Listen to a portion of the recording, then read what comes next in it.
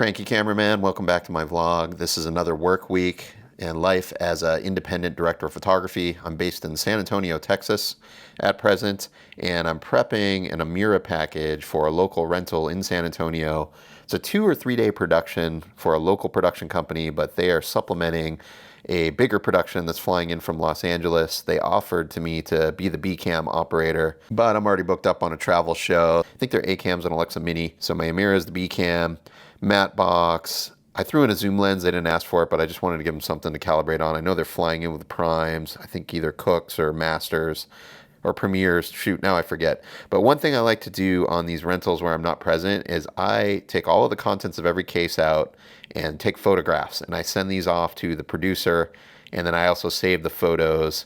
I've found over the years this is just faster when the gear comes back, and for the AC that's packing everything to inventory versus going down a packing slip. Case all this stuff back up, 6 batteries with a quad charger, PL mount. I also threw in the EF mount just in case they wanted that. Sockler 18 fluid head with carbon sticks, and an onboard 5-inch monitor with an ultralight arm. Roll reversal, got my pajamas on. I'm the Yuki for some training videos for my local MMA gym. Donovan, the cameraman, shot all of this with a Wi-Fi mic and on his iPhone 14 on a gimbal. And after each segment, he would do a quick in-phone edit, run it through an Adobe audio app in phone to EQ, and then publish directly to the cloud. I was supposed to be home for a 4-day weekend, but our next interview canceled. It was in North Carolina. I believe it's rescheduling. So we had to rebook flights, change things, and I think I'm going to Florida next, but now I'm off for 6 days. I brought one of the Pelicans into the house, and I sent some of the cases back to California with the producer so we could split up baggage. It's a little easier getting around solo with less cases. I purchased a couple more aperture lights. These are 260Xs. I need these for a shoot coming up here in town, doing interviews, and historically for backgrounds where I need to do like specials on a wall, piece of art or something, or a slash or a pool of sunlight. I've used tungsten fixtures. I've got 650s, 300s, and 150s, Fresnels, 2 of each, sitting in the garage. But everything's LED nowadays, and I've been holding off on upgrading. So now I have those. I'm looking forward to using them.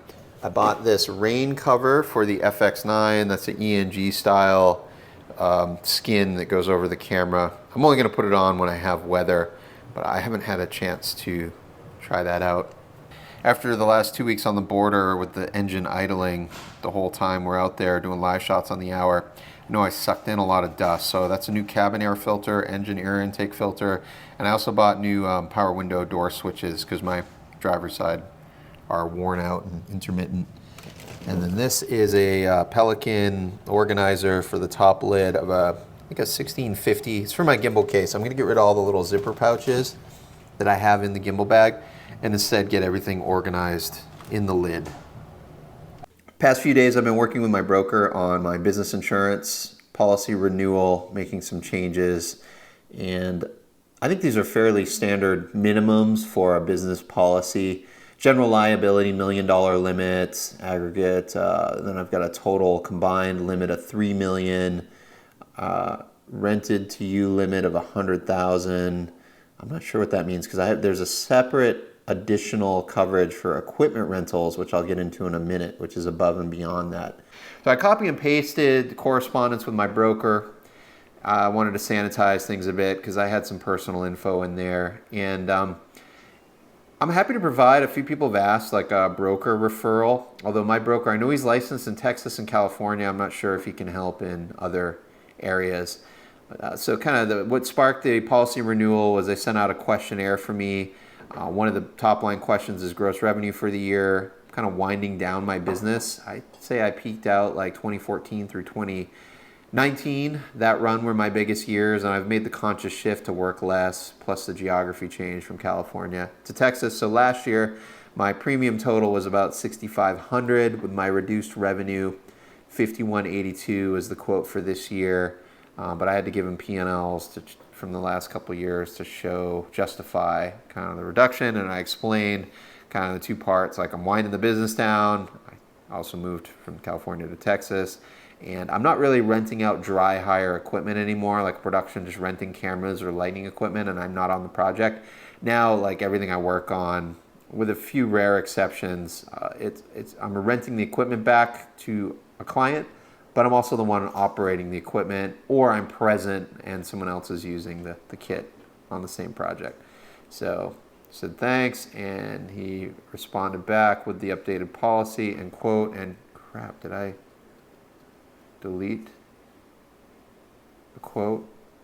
Shoot, maybe I deleted the number. I don't think it was much of a change from above. So anyway, I went through the policy and I had a few questions. So this first thing, page 27, item 2, this extension does not apply to property in or on a vehicle. So I said, hey, 50% of my equipment lives in the van, which is parked on site when I'm working, or at hotels overnight when I'm on the road. Is there equipment coverage if a van break-in or the vehicle is stolen? And then the next one was cameras, motion picture producers. Oh, okay. So I had coverage for $250,000, $250,000. I mean, I had 2 Amira packages. I had over 120 grand in replacement value of lenses, and that didn't include vehicles and grip and lighting and support accessories and monitors. So last many years, I was covered up to $250,000. I'm like, I got rid of one Amira, the other one, like, I'm not really concerned with the replacement value at this point. Like, I'm okay with used market price. The Sony kit I have is quite a bit less expensive. So $125 more than covers, I think, everything I have. If it were all to disappear and I needed to replace it, I could do it for $125. And then the deductible is $500. So I said, hey, if there's a difference in premium, go ahead and up me to $2,000 on the deductible. Same thing on rented equipment. For the last decade or more, I've had $250,000 for rented equipment coverage. And that was because when I was in California, once a month or more, I would rent a Fisher Dolly package. And JL Fisher, the replacement value is over 100. It's like 100 to 125,000 for a dolly and track, Model 10 with track and basic accessories. And then if I were to rent a second ARRI package, that would be another 100 grand. So just right there, a dolly and a second camera, I'm at over 200,000. So I haven't had a single high-end kit rental in 3 years.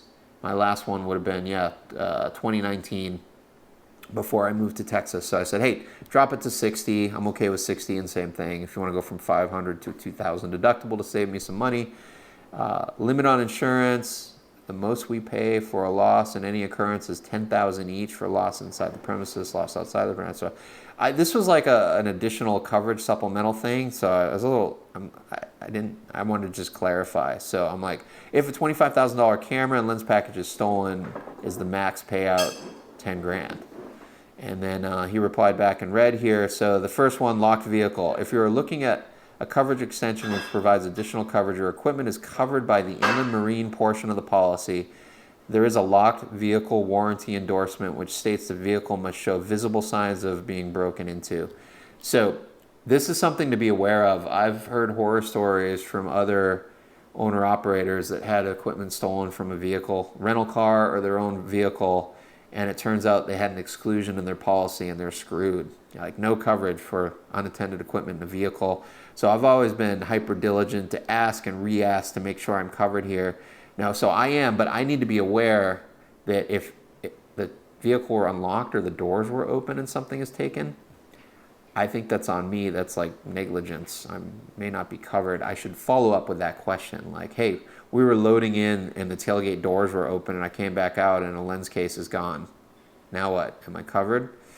I don't know. So this next item, I don't know. I guess that's just supplemental coverage for some specific circumstance. I think that had to do with actually employee negligence or something. I forget the language. So anyway, basically, yeah, I'm covered. And regarding the $25,000 camera versus max at $10,000, because the equipment is under the inland marine part, each item is covered up to $75,000. So this is something I got to take note on. If I end up buying an Alexa 35 and that I don't know what the body is, $100K, $95,000, I'm going to have to modify my insurance policy because that one item exceeds 75. So the good news here with the reduced equipment that I own replacement from 250 to 125 and from 250 rented equipment to 60,000, reduced my premium from $5,000 down to 3327, which is fantastic. And then yeah, the deductible, it's only saves you $30, so we didn't change the deductible. Now, in addition to this general liability business policy, I also have a workers' compensation policy with Texas Mutual for employees. I have some clients that require me to provide a proof of insurance on workers' comp. And then I, in addition, have the auto policy for my work van is with a different insurance company. I should actually get a quote and see if I get a discount by rolling that over here. That other policy, I'm getting a group discount because I have the same insurer covering my home, my personal autos, my rental properties, and and then we have an umbrella, personal liability umbrella on top of everything else. So I get a discount through auto, and a couple years ago when I was quote shopping, it was more efficient to use the other insurer versus this is with Philadelphia. Jacksonville, it's my first time working in this city. I've driven through it several times, including last year on my way to Miami, stopped to get gas. Got a later call time today. It's 2 p.m. and it's across the street, one of these buildings. I'm not sure which one, but it's on the block. So I've had some questions on my channel, people asking why this far along in my career with this much work experience, how come I'm not working on bigger shows like one of the streamers, traditional entertainment, or a broadcast network, freelance, but like on a show that runs for 6, 8, 12 weeks. And the reason is, the short of it is, I can clear a greater income working on little 1 to 3 day assignments, smaller projects where all of my gear is on as well. When you get on those bigger shows, they own the equipment or they've already rented it all through a big rental house. I might get a kit fee for some accessories, but it's less likely I'm going to be able to get a camera rental, lens rental, lights, maybe a little audio package. And current year in the US, in my little circle of clients, those hard numbers work out to, on a show where I'm maybe on Monday through Friday for 2 or 3 weeks, the day rate's going to work out to about $650 to $900 for a 10-hour for what I do. And then there'd be some overtime. And then maybe I get a little kit fee on top of that, maybe not. Where little 1 to 3 day assignments, all these little one-offs that I do that you see on my channel, smaller scale projects where I've got all my kit working, it's more like $1,200 to $2,400 a day, US dollars.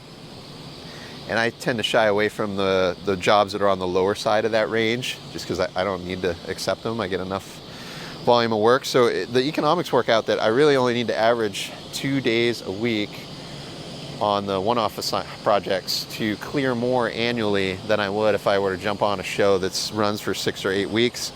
The other risk with those long-run shows is when you're out of the rotation for a month or more, people kind of stop calling. They view you as, oh, he's tied up, he's on long-term commitments, and you have these big gaps between shows when you do that. And second, so I would rather just have more free time anyway, and since I have the option to do that, and I've done the big stuff when I was younger, so I don't really have a desire to do it for the experience at that point. And I do find the smaller projects much more enjoyable because I have so much more creative freedom and flexibility versus something where the stakes are higher with expensive talent, production, big crew payroll.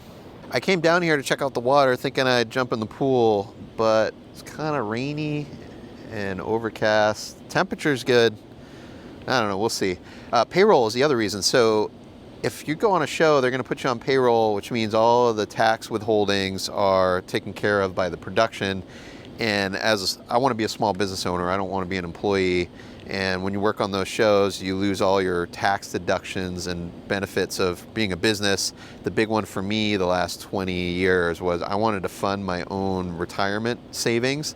And when you're jumping from show to show, you're ineligible to use those funds in a retirement account, and because I'm only going to work on a show 6 or 8 weeks, they're not going to run a retirement package. Now I'm talking mostly non-union work. You can certainly go into IA here in the US is the big union for entertainment, Nabit for broadcast, some IBEW, but I didn't want to put in 30 plus years working for one union to build up a retirement package through them. I have some peers that have gone that route and they're going to do okay, but I would say the majority of the people I've talked to that have gone union, they don't get enough days over the span of their career to have a significant retirement package. The Jacksonville Jaguar team staying here at the hotel preseason training just had a funny exchange with a couple of the guys in the elevator. Man, I miss living close to the ocean. That's the thing I'm get the most sad about no longer living in California. So I used to be minutes away from the beach, and we had a boat up in Long Beach, 40-minute drive to get out on the water. A few more years, I'm gonna repo and get closer to the ocean. Had one connection to fly from San Antonio to Jax. It was up to DFW. First flight was delayed. Turns out the air conditioning or climate control in the aircraft was broken. Like the little vents were not blowing, and man, it was sitting on the ground. It had to be just at 100 degrees in that aircraft. And even when we got up to our cruising altitude, it cooled down a little, but not enough to stop sweating. That was the closest I think I've ever come to a panic attack. I was freaking out a little bit. Had jeans on, headphones, and it was just sweat running down my chest and back. Awful. Brought a monitor for this leg. I should have done this for our first assignment in Indiana. I just didn't put it together, but I've used this in the past. It's one of my older daylight viewable field worlds. I took the handles off the cage, just have the back portion of the cage on, which holds my gold mount plate. Running the first gen Hollyland transmitter. This will be for the gimbal, but I also put on a quick release on my FX9 handle. So for the interviews, I can beam over to this monitor. I was looking at B&H. There's the new Hollyland model. It's I think it's a 7-inch or a 5-inch monitor that's also a transmitter or receiver for about $500. So for $1,000, you can have 2 of those. I'm thinking of picking that kit up specifically for airline travel. And then it would also be my default setup on the gimbal. I'll just run the monitor on the side of the Ronin S. If you've used that new Hollyland model, I'd love to get your reviews down in the comments below. So I almost didn't make my connection in DFW, and the bags did not make it. They came in on a flight 2 hours later, so we went out for dinner. I talked to the baggage office lady before we left the airport, and let her know 2 Pelicans, camera gear, urgent, need it. And when I came back to the airport, she was standing next to my bags with a smile. I switched over to a larger carry-on roller for this leg since we're on the road for, could be up to 8 days, might only be 5 days. So I got 8 days of clothing in here. I switched over. Adam Richmond up in San Francisco recommended to me these are just on Amazon. They're shoe bags for travel. I think it's like $20 for 5 of them. And initially I bought these per Adam's recommendation to hold all the diffusers for soft boxes, particularly my 105 Raja. But now I've bought a whole bunch of them and I'm using them for accessories. I got like my personal clothing. I think that's t-shirts, socks. And then I put all of my batteries. These are, we've got 4 gold mounts, a Ronin battery, and drone batteries in here, so that if I have to gate check this carry-on, I can just hand carry this one bag onto the airplane, plus my MacBook, plus the DJI radio. The other bonus to hiding all my personal items in these shoe bags is when I bring this roller on set for battery access, I'm not exposing all my laundry to clients.